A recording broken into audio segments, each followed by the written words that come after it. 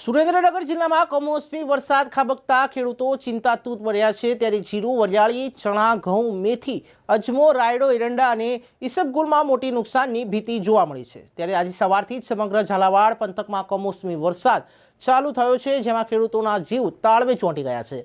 હાલ ધીમી ધારે વરસાદ ખાબકી રહ્યો છે, ત્યારે સુરેન્દ્રનગરમાં ધીમી ધારે વરસાદ હજી પણ ખાબક્યો છે। સરલાના ખેડૂતોના અને આગેવાન ગણપત પટેલ દ્વારા જણાવ્યું કે ખાસ નુકસાન વરિયાળી, ચણા, જીરુંના પાકને થશે, તો ખેડૂતોને ખાસ કવચ સાથે સહાય ચૂકવવી જોઈએ।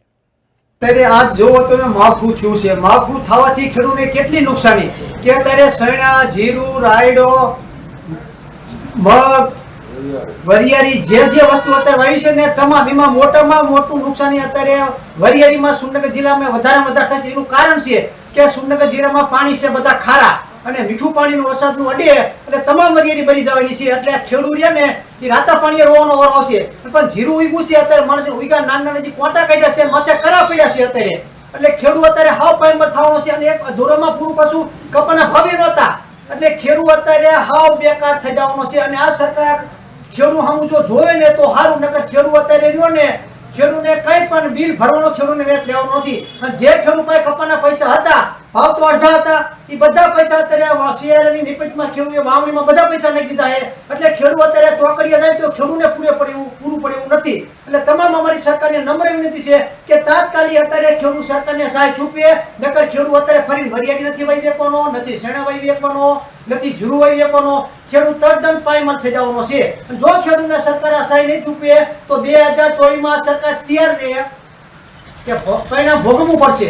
સુરેન્દ્રનગર જિલ્લામાં આજે માવઠાના વરસાદની શરૂઆત થઈ ગઈ છે, ત્યારે ખેડૂતોને રવિ પાકમાં મોટામાં મોટું નુકસાન જાય તેવી ભીતિ અત્યારે હાલ સેવાઈ રહી છે।